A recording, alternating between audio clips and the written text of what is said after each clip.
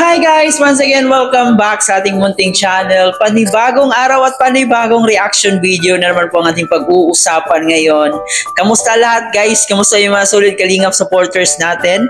Kamusta yung mga solid Jumcal fans natin? Medyo natagalan talaga tayo guys na hindi nakagawa ng reaction video.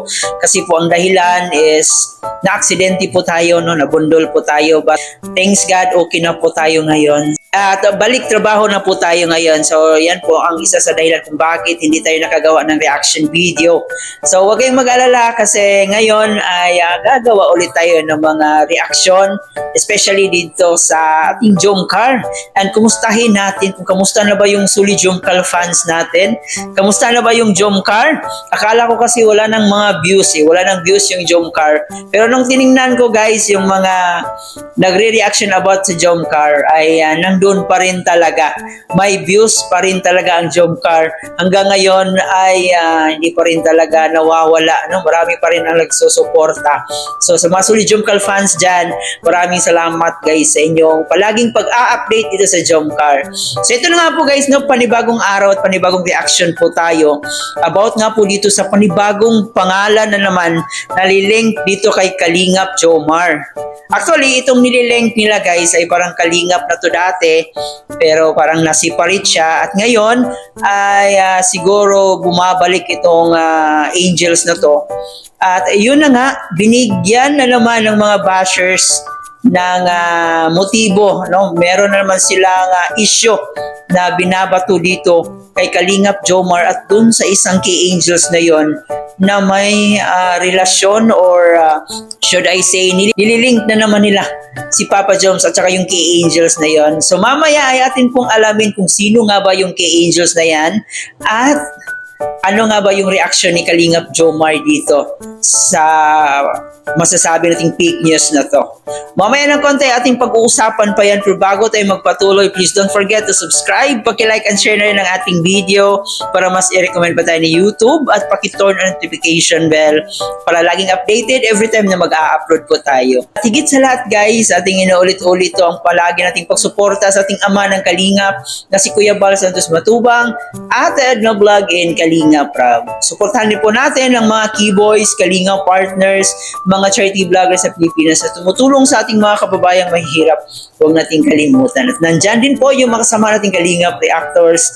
Suportahan din po natin sila. So ngayon guys, atin na munang panoorin ang explanation ni Kalingap Jomar patungkol nga po dito sa kwento-kwento or panibagong issue na binabato nila dito kay Kalingap Jomar at dun sa isang dating kay Angels. Gaano nga ba yung katotoo? Ito guys, panoorin na natin to.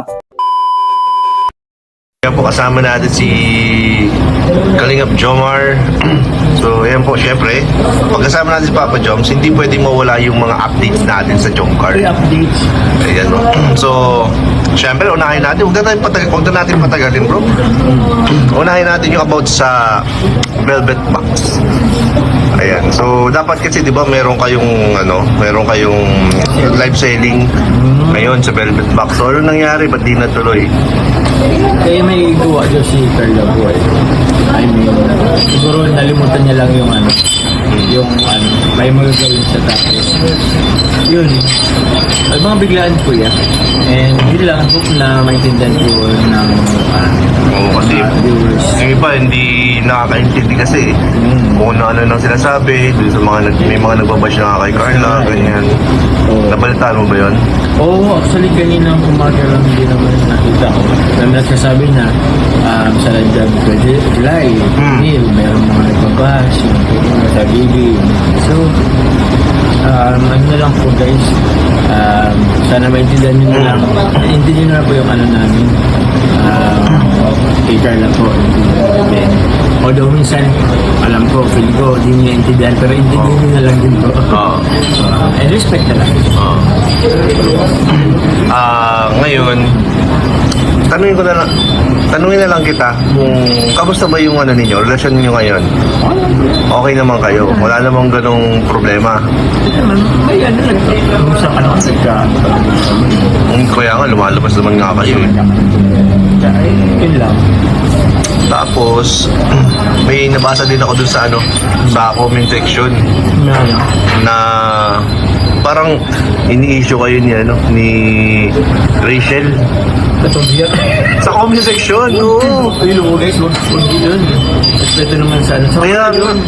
Bakit tama yun? Parang layo naman. kaya out of the box, di ba? Parang saan galing yun? May mga nag-comment ng ganun. Guys, bagong affiliate lang si Rachel yata. So, just naman guys, huwag naman respeto naman guys sa mga sa alam niyo na yun. Tama. Si Rowell, walang sa akin.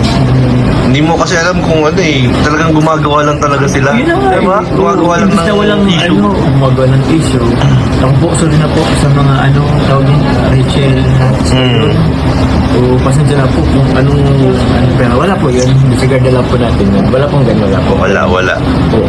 Saka mahirap masasaktan si Labi Dabs. Yes. Si Labi Dabs. Si BBC. Tsaka si tsaka ano ba yan? Ano nga ito?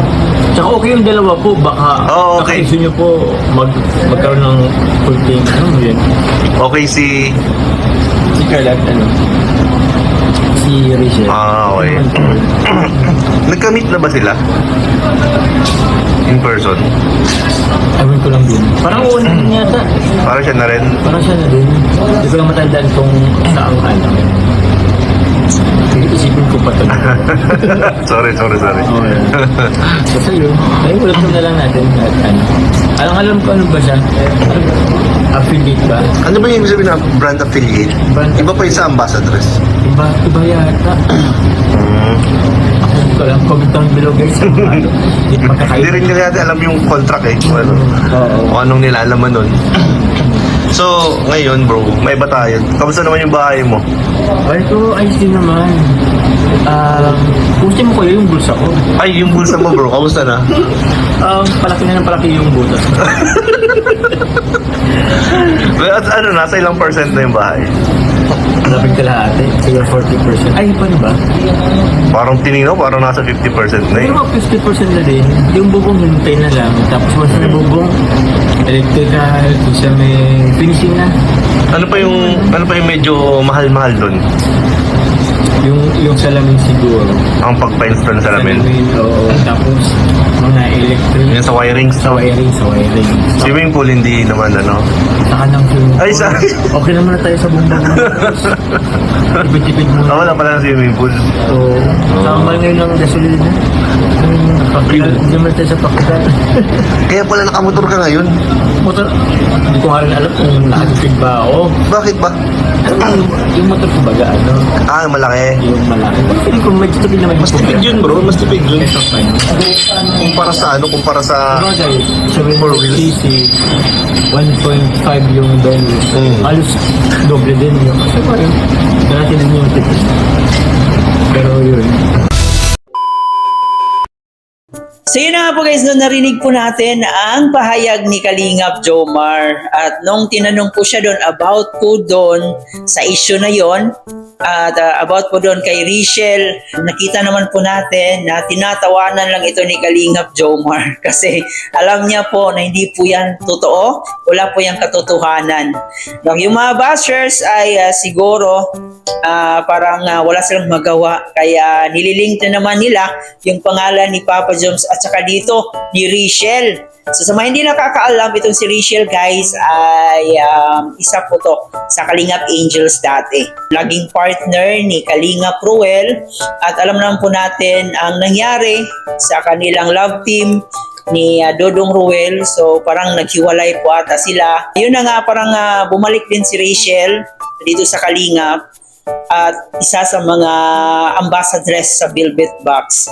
So, ang nangyari ngayon ay nililink nila si Rachel at saka si Kalingap Jomar. Yun yung gusto nilang palabasin ngayon, yun po yung issue ngayon. Pero kita nyo naman po dun sa reaction ni Kalingap Jomar na tumawa lang po siya. Ibig sabihin ay stick to one talaga si Papa Joms. No? Stick siya sa kanyang agum na si Carla. So, wag po kayong mag-alala kasi nakaukit na yan sa puso ni Kalingap Jomar itong si Carla Bells niya. So, tuloy lang po ang ating pagsuporta. At isa rin po guys sa good news ay yun na nga, may nagbigay po ng dagdag gastos doon sa pagpa-renovate po sa bahay nila Carla. Napakagaling, no? Kasi ang dami pa rin talaga nagmamahal dito kay Carla. Ang dami pa rin blessings na dumating dito kay Carla.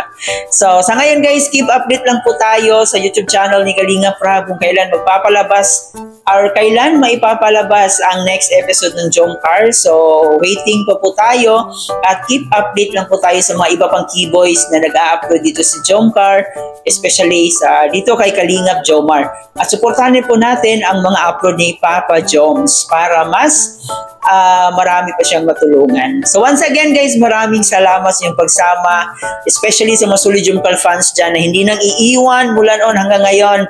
Maraming salamat. Ito po inyong host na si Chloe TV. Thank you for watching.